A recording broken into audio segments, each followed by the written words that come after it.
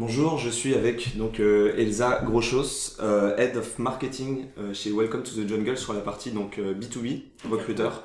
Ravi de te voir dans ce podcast. Est-ce que tu peux prendre un petit temps pour te présenter et puis aussi présenter succinctement ce que fait Welcome to the Jungle? Alors oui, moi je m'occupe du coup de la partie marketing chez Welcome to Jungle. Donc faut savoir que le marketing chez Welcome to Jungle, c'est tout ce qui est lié au sujet recruteur, donc au sujet B2B, puisqu'on a deux grosses parties. Donc Welcome to Jungle, pour rappel, c'est un média sur l'emploi sur lequel est adossée une plateforme de recrutement. Donc on crée énormément de contenu, que ce soit d'ailleurs côté candidat ou côté recruteur, pour permettre du coup à la fois aux candidats de trouver du sens à leur travail, d'avoir des tips sur comment être plus productif, comment bien travailler, sur quelle entreprise travailler, dans quelle entreprise pourrait leur correspondre. Et également on crée du contenu côté recruteur pour les aider justement dans le sujet de la recherche candidat et du recrutement et de la marque employeur. D'accord. Toi, tu as commencé en tant que BizDev, il me semble, à Welcome to the Jungle. Exactement. Comment s'est fait la transition vers le marketing? Alors, moi quand je suis arrivée chez Welcome to Jungle, on était une toute petite équipe, donc il y avait les fondateurs. C'était quand? Alors c'était début 2016. Ouais. Donc il y a bientôt 3 ans, donc il y avait les deux fondateurs, Bertrand et Jérémy, il y avait 2 associés également, qui étaient qui sont toujours le CTO et la personne qui gère le business développement, donc toute la partie sales. Et puis il y avait une personne qui travaillait en prod, et donc moi je suis arrivée pour renforcer la partie sales vraiment avec Pierre Gaël qui du coup était un des associés et gérait les sales. Mais de base, moi j'avais travaillé juste avant chez Rocket Internet pendant un peu plus d'1 an et notamment beaucoup travaillé sur toute la partie acquisition. Alors c'était pas du tout le même sujet, pas du tout la même entreprise, c'était du B2C, c'était pas du tout la même culture non plus en interne, mais en tout cas...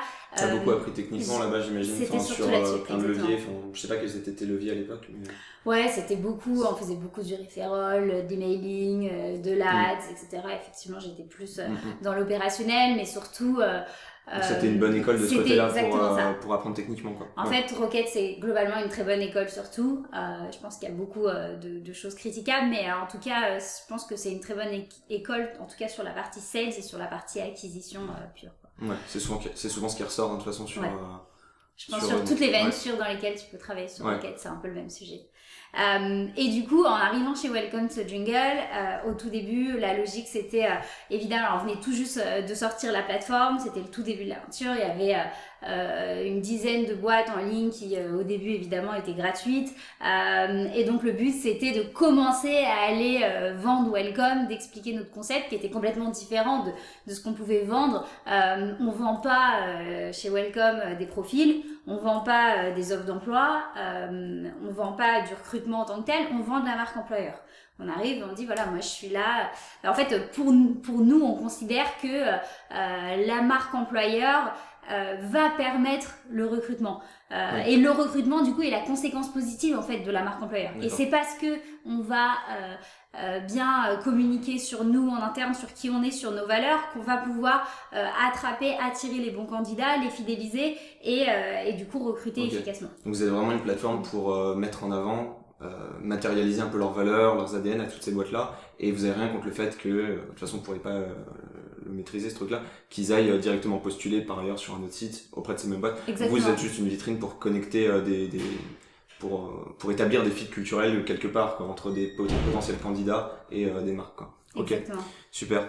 Donc ça c'est un petit peu votre spécificité sur le marché.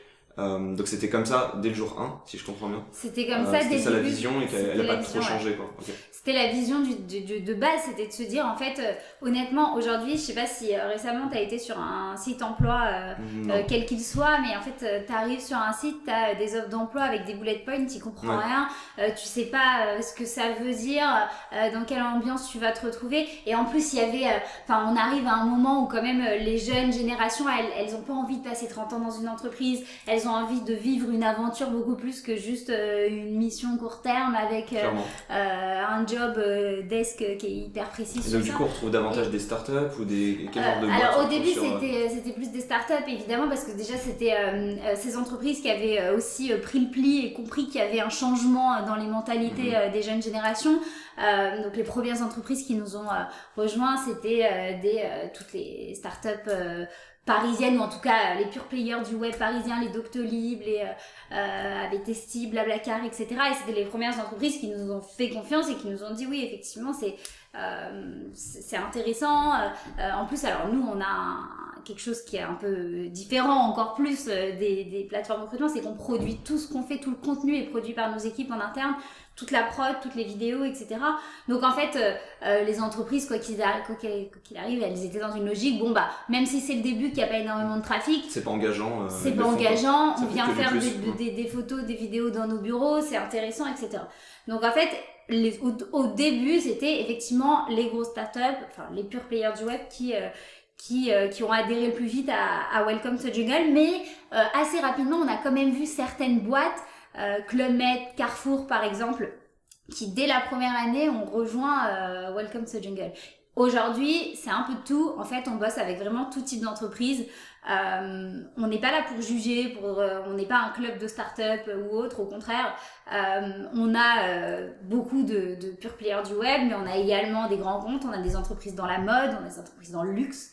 On a également des agences qui sont sur la plateforme.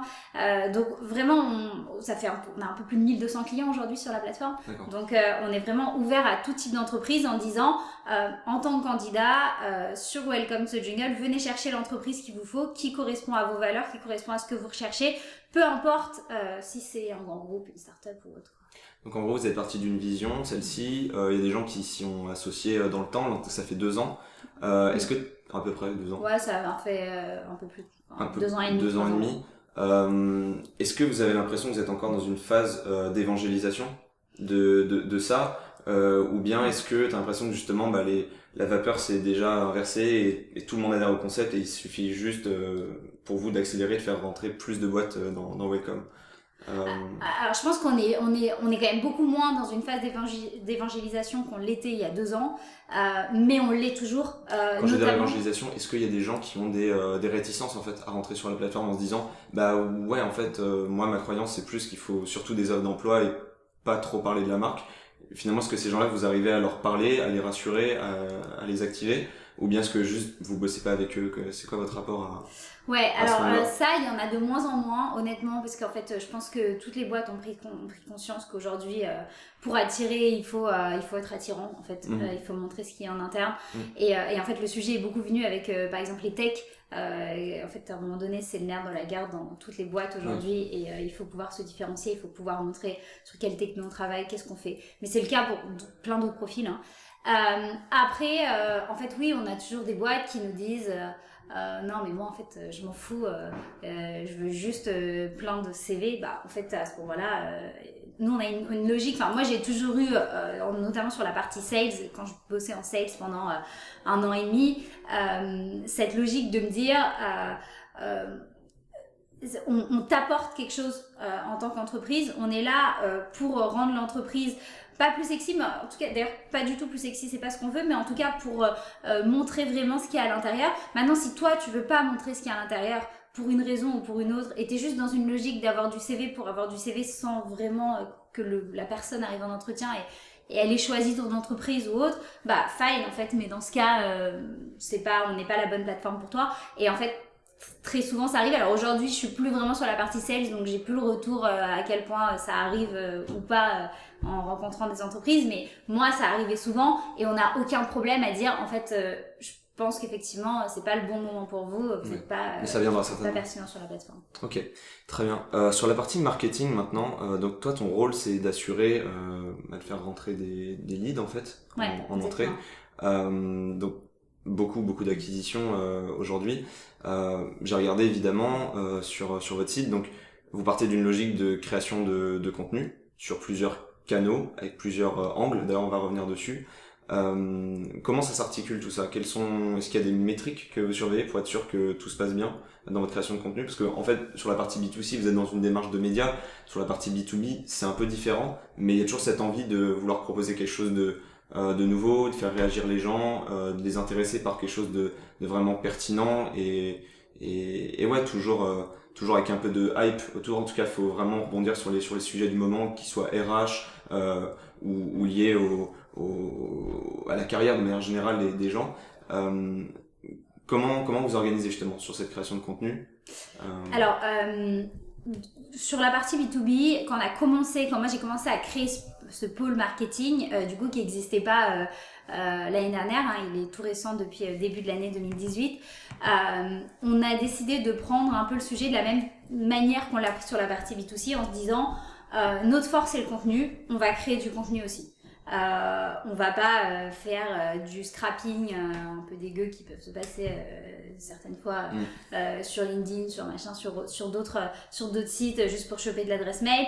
Aujourd'hui, la manière dont on a envie d'avancer, c'est en créant du contenu intéressant pour les recruteurs comme on l'a fait pour les candidats.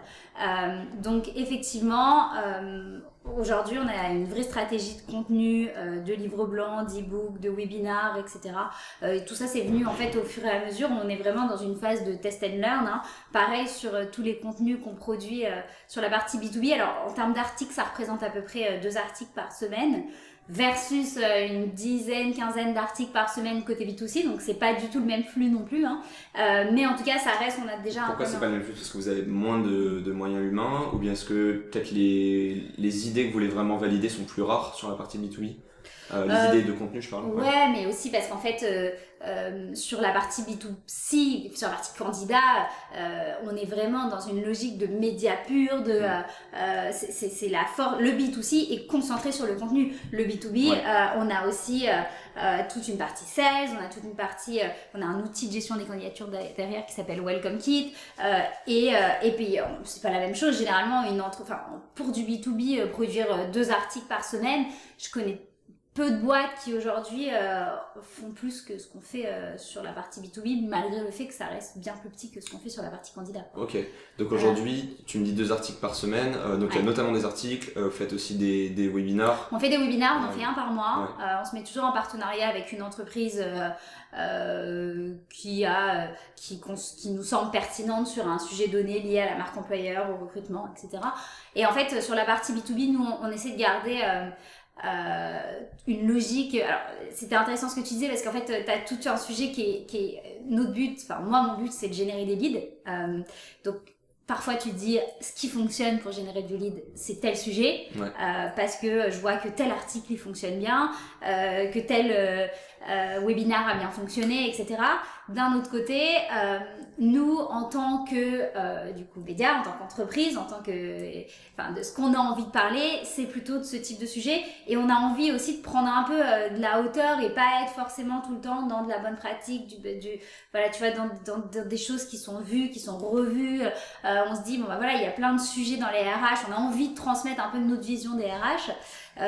Qui sont pas forcément les sujets qui fonctionnent le mieux sur du e-book, sur du webinar ou autre. Donc je pense qu'il faut un peu jauger, il faut faire balancer un peu les choses entre à la fois des choses qui fonctionnent toujours quand tu parles de la marque employeur tech, quand tu parles du recrutement tech, quand tu parles de l'onboarding, t'as des sujets phares comme ça.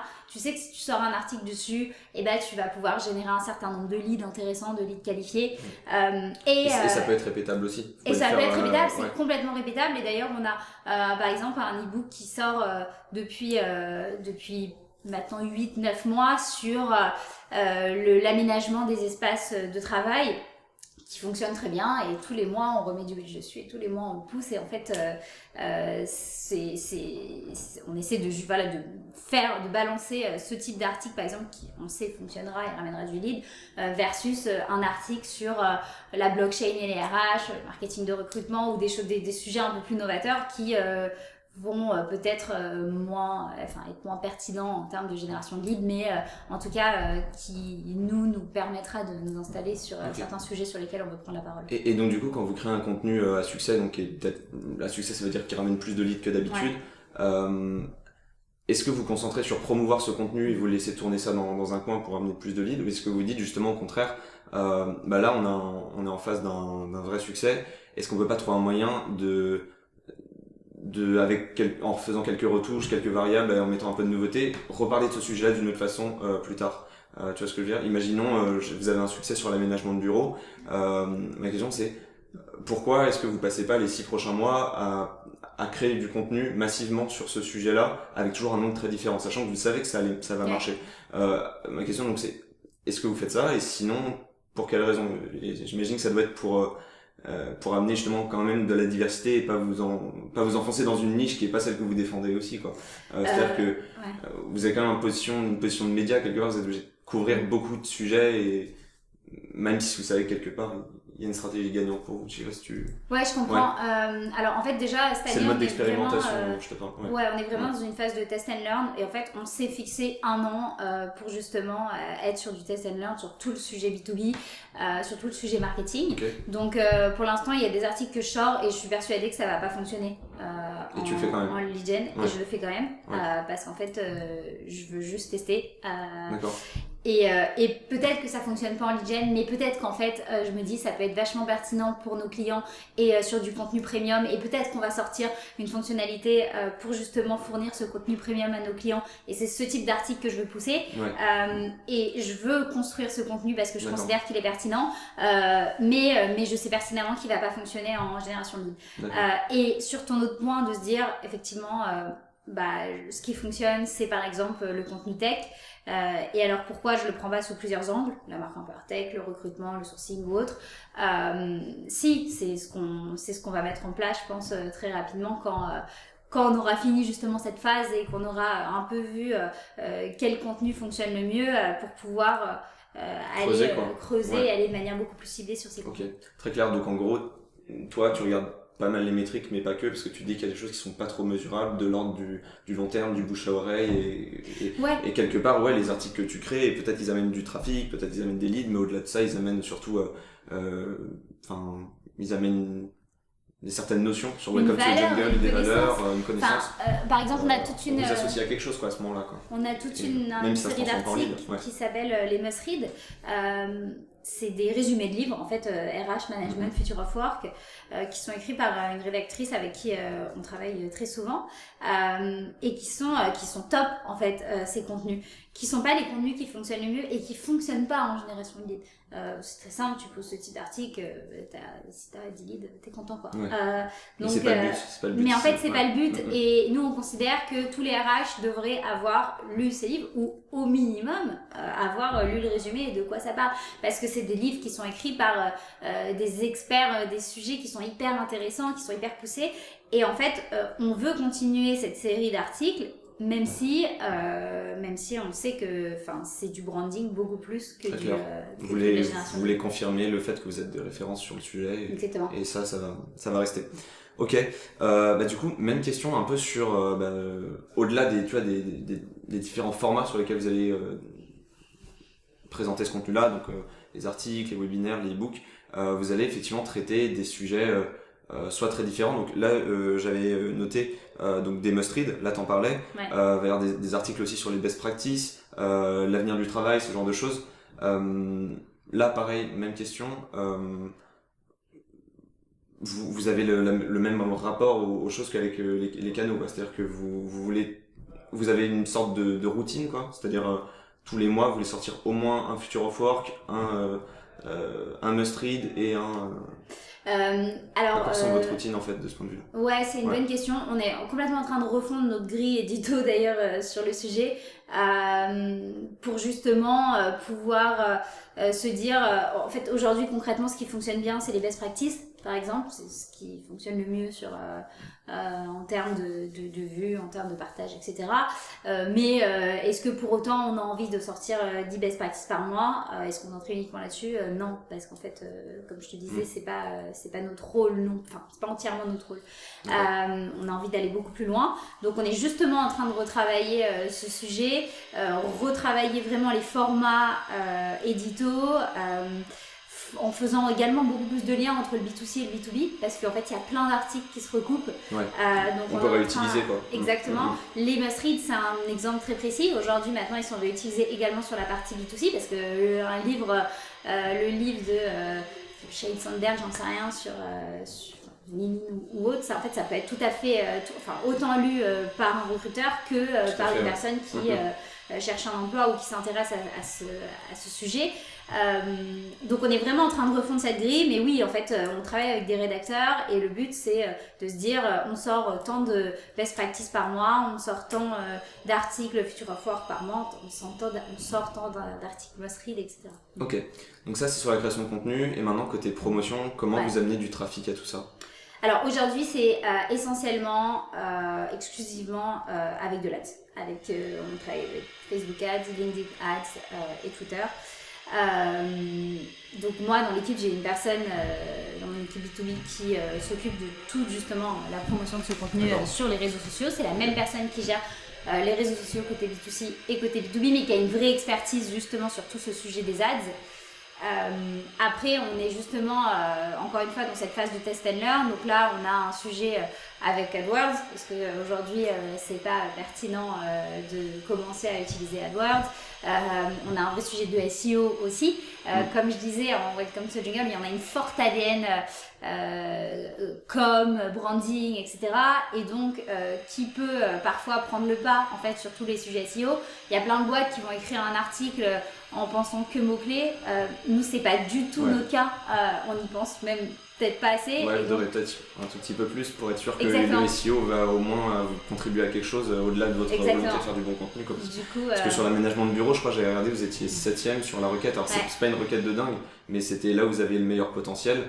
Et clairement, si vous êtes premier là-dessus, ça va vous amener un peu de trafic tous les mois sur une requête qui est pas forcément hyper cool d'un point de vue conversion, mais qui est clairement evergreen, quoi. Ça va pas bouger. Vous êtes sûr que vous allez toujours apporter de la valeur sur ce genre de sujet. Clairement. Donc autant aussi prioriser vos idées en fonction de là où il y a du potentiel SEO, quoi. En tout cas, l'aménagement de bureau, j'ai remarqué que c'était un truc. L'aménagement de bureau, mais sur d'autres sujets, la marque employeur ou autre. Sur lesquels on sait qu'on peut vraiment se positionner sur ces mots-clés.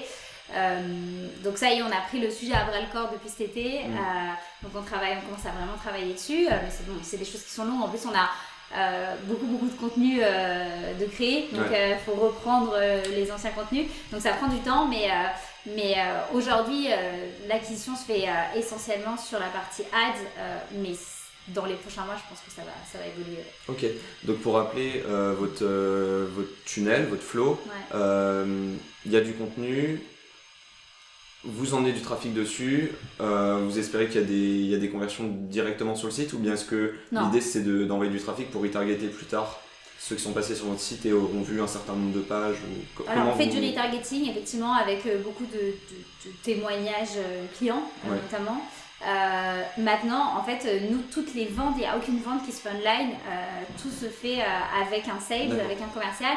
Donc en fait, dès qu'on a une potentielle entreprise, ou en tout cas un lead qui nous semble qualifié, il passe automatiquement à notre équipe sales, dans la mesure où en fait, on rencontre toutes les entreprises qui sont en ligne sur Welcome to Jungle. Il y a vraiment, il n'y a pas de je t'envoie en ligne notre prospectus ou notre présentation commerciale. Non, les sales parlent à toutes les entreprises et expliquent vraiment notre vision, et on a un vrai enjeu et un vrai besoin justement de vraiment expliquer cette vision, parce que sinon en fait on va se retrouver avec des clients qui vont pas du tout avoir compris notre mission et qui vont nous dire non mais je comprends pas, moi je voulais juste diffuser mon offre d'emploi, c'est pas ce qu'on te vend. Donc voilà, on parle à toutes les boîtes, donc dès que le lead est qualifié et chaud, il passe automatiquement à l'équipe sales.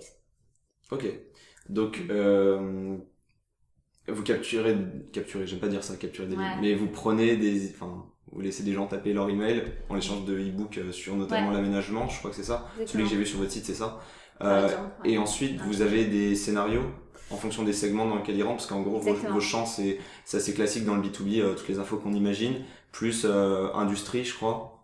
Et taille de la boîte, je crois que c'est ça. Nous, on a un champ qui est un champ de département. En fait, pourquoi ? Parce que Les personnes à qui on s'adresse, c'est globalement des RH, des personnes en com et des personnes dans la direction générale. Il se peut que ça soit d'autres types de profils, mais globalement c'est ça.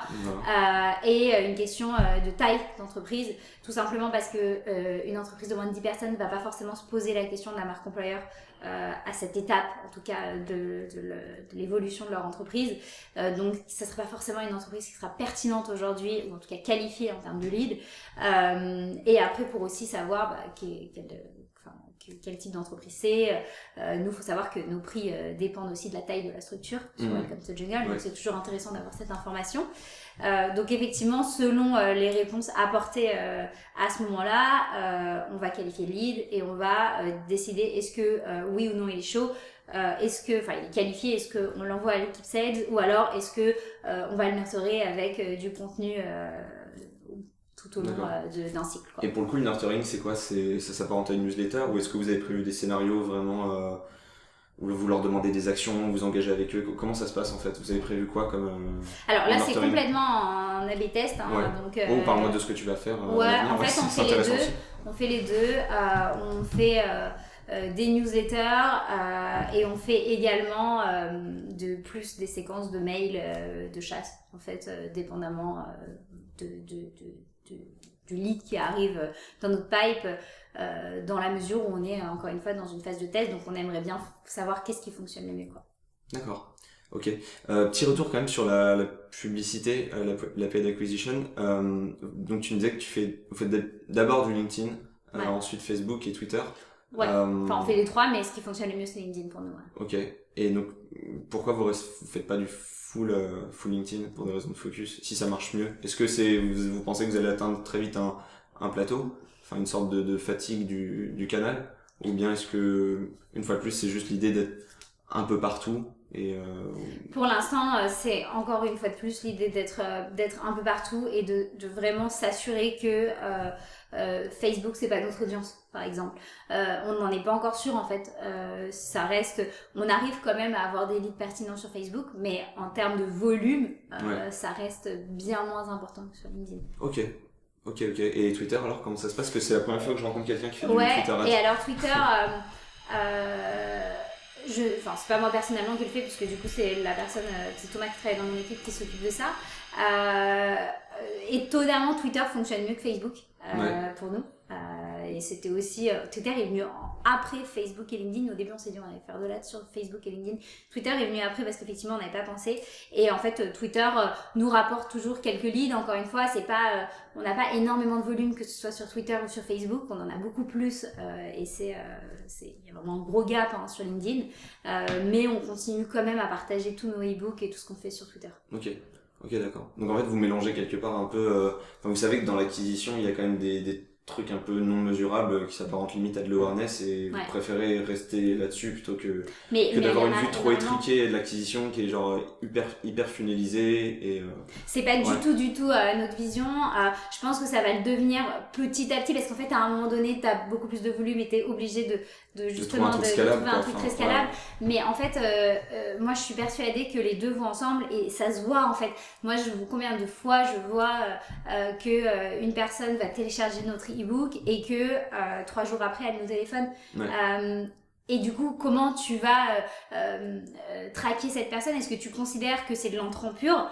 Elle nous a téléphoné, elle veut de l'information sur nos services, et du coup, je considère que c'est du formulaire de contact et que c'est du direct. On a énormément de boîtes quand même qui arrivent via le formulaire de contact. Je pense qu'on est assez chanceux là-dessus.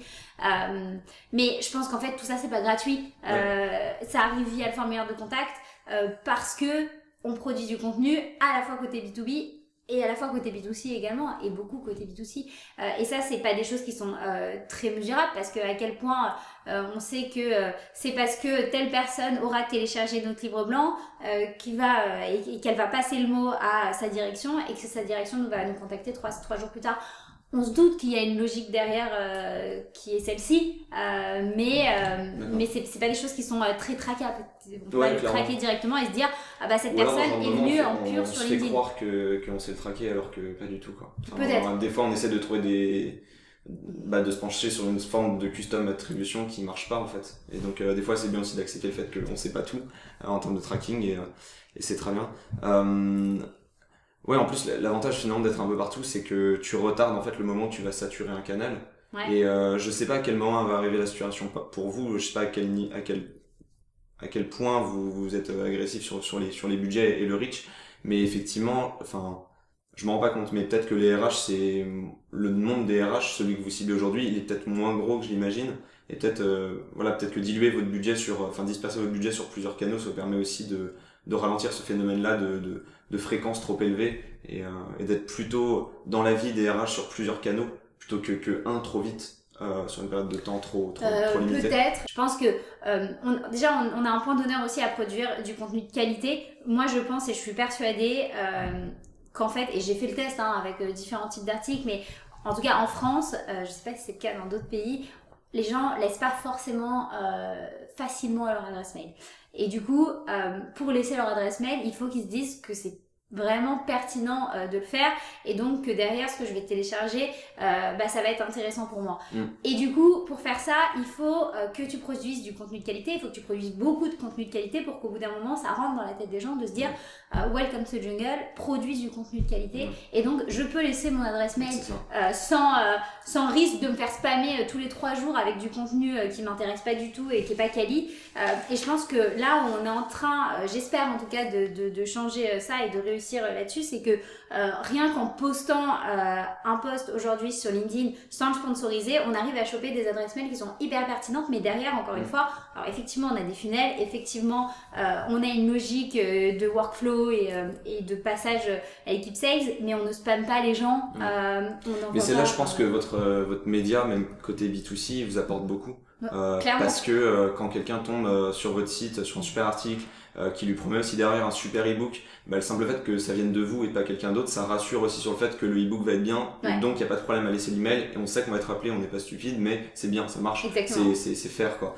Là où en général on dit e-book, le plus important c'est la promesse de l'e-book, ça c'est clair, je pense que c'est le facteur numéro 1, mais ensuite derrière c'est quand même bien de savoir que c'est supporté par une marque de confiance qui est là depuis un paquet de temps et qui fait les choses bien et qui a jamais fait appel à des techniques un peu crado quoi. Donc forcément je pense que votre coût d'acquisition de ce point de vue là il est optimal, même s'il y a toujours des gains à faire par ailleurs sur plein d'aspects, design, psychologique, tout ce qu'on veut, mais la promesse que vous balancez elle est bien quoi. Enfin je veux dire, vous êtes dans il y a un exemple très précis de Bertrand Recrute ou de La Gueule de l'Emploi, qui sont nos web-séries qu'on produit, qui est du pur B2C. On ne mesure pas en termes d'acquisition client pur, parce qu'encore une fois, ça reste sur notre partie média qui est assez décorrélée de notre partie business. Mais c'est sûr qu'en fait, ça apporte énormément au business, à la génération de leads, d'avoir une série comme Bertrand Recrute qui est vue des millions de fois sur les réseaux sociaux, ou La Gueule de l'Emploi, ou d'autres types de séries. Et ça, moi, je vais pas aller le traquer de manière ciblée. Non. Mais en fait, c'est tout le contenu. Tout ça profite d'une manière ou d'une autre. Ok, super réponse. Alors, je vais terminer avec deux questions qui sortent un peu de tout ça. Là, on a parlé du tunnel principal de lead. Sinon, tes journées ressemblent à quoi une fois que tu as terminé de bosser sur ces sujets-là? Est-ce qu'il y a d'autres canaux que tu expérimentes? J'ai vu dans une de tes précédentes interviews avec Femina Link que tu passais beaucoup de temps sur le terrain avec des clients, des prospects, des partenaires. Donc peut-être que les partenariats c'est un truc important aussi pour toi. Qu'est-ce que tu fais concrètement, et est-ce que finalement ça te prend pas beaucoup trop de temps par rapport à déjà ce que tu as à faire sur la génération de leads, parce que c'est déjà un sujet bien assez énorme. Comment tu gères ça, et qu'est-ce que tu fais sur le côté comme autre canal en fait? Alors oui, les partenariats ça prend beaucoup de temps. Aujourd'hui nos partenariats principaux c'est lié au job board. Alors en fait concrètement ce qu'on fait c'est que notre technologie Welcome Kit permet de générer des job boards pour des incubateurs, des fonds d'investissement ou autres. Et en fait, pour nous, c'est du branding, donc c'est intéressant parce que aujourd'hui, tu vas sur le site de Station F, par exemple, et tu cliques sur Jobs, et tu as tout un site avec toutes les offres d'emploi et les startups qui recrutent justement sur Station F. Et ça, c'est propulsé par Welcome Kit, donc c'est propulsé par Welcome to Jungle. Donc pour nous, c'est intéressant parce que c'est des entreprises déjà qui entendent parler de Welcome to Jungle, qui vont probablement grossir, qui utilisent déjà notre techno Welcome Kit du coup, parce que pour diffuser leurs offres, elles utilisent Welcome Kit, et qui vont ensuite, si demain ont besoin de recruter, d'aller beaucoup plus loin dans leur recrutement, penser à Welcome to Jungle. Donc par exemple, ça c'est un type de partenariat qu'on fait. Maintenant, on peut, je travaille aussi sur le sujet des événements ou ce genre de choses, mais aujourd'hui on se concentre vraiment là-dessus. Maintenant, je sais que tout le sujet partenariat pur, c'est encore une fois pour faire parler nous en termes branding, on fait pas des partenariats comme on peut voir d'autres associations d'entreprises de génération de leads pure, sauf pour en ce qui concerne le webinar, mais encore une fois ça reste beaucoup du contenu, donc c'est tout autour du contenu. D'accord.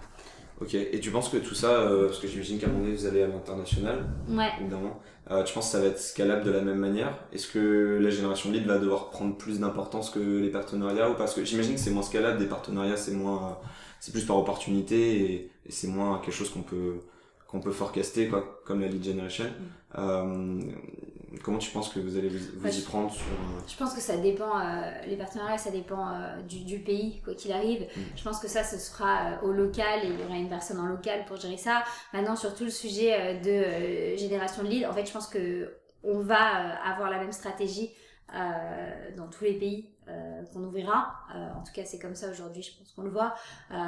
Vraiment une stratégie de contenu, que ce soit sur le B2C ou sur le B2B. Après, ce qui est intéressant, c'est qu'on a déjà beaucoup de contenu, on a déjà une grosse base, donc ça demande aujourd'hui que traduire les contenus qu'on a. D'accord. Évidemment. Ça allait être ma question ensuite. Est-ce que vous allez d'abord traduire l'existant? Ok. Après, je pense qu'on se concentrera aussi selon les critères de chaque pays. Tu penses qu'il y aura d'ailleurs une grosse variable culture ou pas sur cette création de contenu, ou bien est-ce que tu penses finalement un contenu il est assez universel, parce que là sur ta stratégie française de contenu, il y a beaucoup de références à des bouquins américains ou anglais, et en tout cas en anglais, et ça gêne pas, tu vois. Donc je me dis à l'international ça va être que bénéfique, il n'y aura pas forcément besoin de faire de l'ultra local en fait en création de contenu, mais je me trompe peut-être, parce que du coup ça inclut pas mal de choses sur le recrutement, notamment est-ce que tu prends juste des bilingues ou bien est-ce que tu prends des natifs, et dans bien des cas la question se pose, et là je pense que c'est une espèce d'entre-deux. Là je te dirais plus, ça ressemble plus à des bilingues parce que ça suffit, quoi, mais en fait non, peut-être qu'il y a du contenu ultra local à faire avec des acteurs locaux et... Moi je pense que c'est assez local le sujet du contenu. Tu vois, quand tu parles à des boîtes US ou UK ou certains pays, encore une fois je vais revenir sur le même exemple, mais t'as pas la même notion d'adresse mail et même de privacy, quoi, en tant que français, en tant qu'espagnol, en tant que certain nombre de nationalités versus des américains, des anglais ou autres. Et je pense que tu vois, si on était amené un jour à aller aux États-Unis, donc dans un pays anglo-saxon, on aurait probablement une stratégie qui serait beaucoup plus bourrin, ou dans le sens où on partagerait beaucoup plus de contenu qui serait pas forcément moins quali, mais en tout cas on testerait beaucoup plus de choses, et je suis sûre qu'on aurait plus facilement des adresses mail, ce qui est pas le cas en fait dans un certain nombre de pays. Et je pense que il faut tous les pays n'en sont pas non plus au même niveau en termes de marque employeur, de recrutement, de ce qui se passe sur le marché autour, et qu'il faut vraiment s'adapter. Après tu as effectivement du contenu qui va forcément, les must-read c'en est un exemple qui peut aller partout, mais on va traduire un certain nombre de contenus, mais je pense qu'on va également et surtout avoir une stratégie locale pour créer du contenu pertinent. Pour la stratégie locale, ça peut être aussi présenter ce qui se fait par exemple en France pour aller essayer d'inspirer de nos marchés sur des modes de fonctionnement. Ça peut être des choses comme ça aussi. Donc à ajuster, et puis c'est possible. Après aujourd'hui, quand on va sortir, par exemple, on a sorti un article sur notre process en tant que Welcome to Jungle, notre process d'onboarding, et ça a vachement bien marché parce qu'en fait aujourd'hui en France on est quand même, on commence à être un peu référence sur ces sujets, et donc les entreprises ont envie de savoir qu'est-ce qu'on fait en interne sur le sujet de l'onboarding par exemple.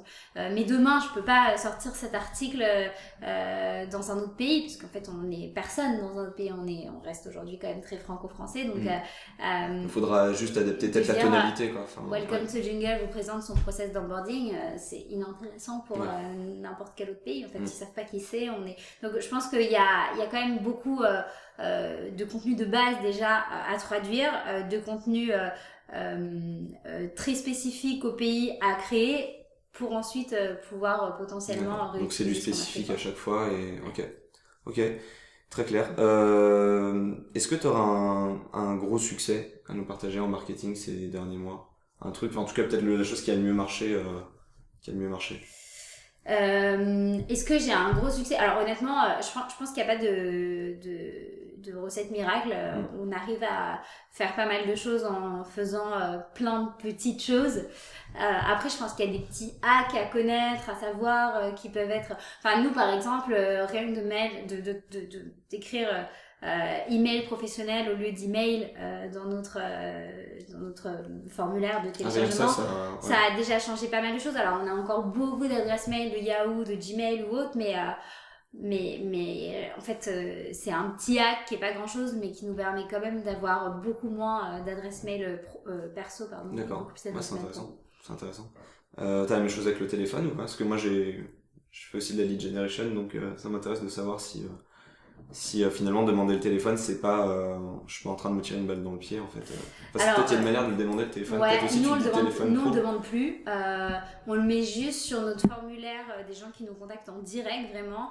On n'en met pas dans nos formulaires de création de contenu, et on le met jamais en obligatoire, le téléphone, parce que effectivement vous pouvez juste commencer par il y a beaucoup de faux numéros. Après généralement en fait les gens qui te contactent en direct et qui veulent que tu les recontactes, ils te mettent un vrai numéro de téléphone. Mais sinon, moi je mets pas, on fait très peu de Vous avez essayé les bots Messenger pour générer pour qu'ils récupèrent le e-book, par exemple, à la place de l'email? On avait essayé. Ou en supplément, tu sais, genre, tu peux le mettre aussi en double. Ouais. Tu vois, genre, on avait essayé d'utiliser les bots Messenger il y a quelques mois, ça n'a pas du tout marché, on ne comprenait rien. Tu penses que ça a été quoi le problème? C'était juste l'UX, la manière dont vous avez abordé le truc, peut-être votre persona en fait qui en a rien à faire de Messenger? Je pense qu'il y a un sujet aussi qui reste très lié à Facebook, tu vois. On a une page Facebook recruteur où on partage tout notre contenu recruteur. Mais oui, effectivement, je pense que aujourd'hui, on a peu de leads, très peu, voire pas de leads qualifiés qui arrivent via Facebook, quoi. En tout cas, en direct comme ça, quoi. D'accord. Ok. Bah merci, t'as répondu à toutes ces questions marketing. Je pose toujours les deux mêmes questions à la fin. C'est est-ce que t'as trois ressources complètement étrangères au monde des startups que tu aimerais nous partager? Ou pas, hein. Ça peut être proche du monde des startups aussi, hein. C'est pas très grave. Ok. Des trucs que t'aimes bien, qui sont pas trop connus. En fait, c'est pas forcément des choses que je peux, des conseils pour lire certaines choses ou autres, mais nous en interne on fait tous les mois un rendez-vous qu'on appelle le Jungle Break, et qui en fait, alors tout le monde s'arrête pendant 1 heure, 1 heure et demie, et on fait venir une personne d'un autre milieu complètement. Donc ça peut être un chef d'orchestre, ça peut être une championne d'escrime, enfin n'importe, qui vient parler de sa vie, de son rapport au travail, de son évolution, etc. Et moi personnellement je trouve ça génial. Alors nous on le fait en interne, mais en fait même de le faire dans un autre contexte, il y a par exemple, ça me fait beaucoup penser aussi à un podcast qui s'appelle Transfert, de où Slate. les gens, exactement. Alors je crois que c'est Wemedia ou quelque chose comme ça, mais qui est géré par Slate. et en fait où des gens racontent vraiment un peu leur histoire en fait, et en fait je trouve ça inspirant. Moi j'adore lire des biographies ou ce genre de choses, donc être dans une posture où t'écoutes l'histoire de quelqu'un, son ressenti par rapport à un sujet précis, son évolution dans un monde qui est pas le tien en fait, qui est pas celui des startups. On est inspiré par leur histoire et c'est très bien quoi. Exactement. C'est très et moi ayant l'habitude de quand même, enfin je rencontre beaucoup de startups, que ce soit à travers Welcome to Jungle ou de personnes qui travaillent qui sont proches de mon milieu, parce que j'aime bien aller rencontrer des boîtes et demander des best practices, qu'est-ce qu'ils font, etc. Donc j'essaie de le faire au moins une fois par semaine ou toutes les 2 semaines.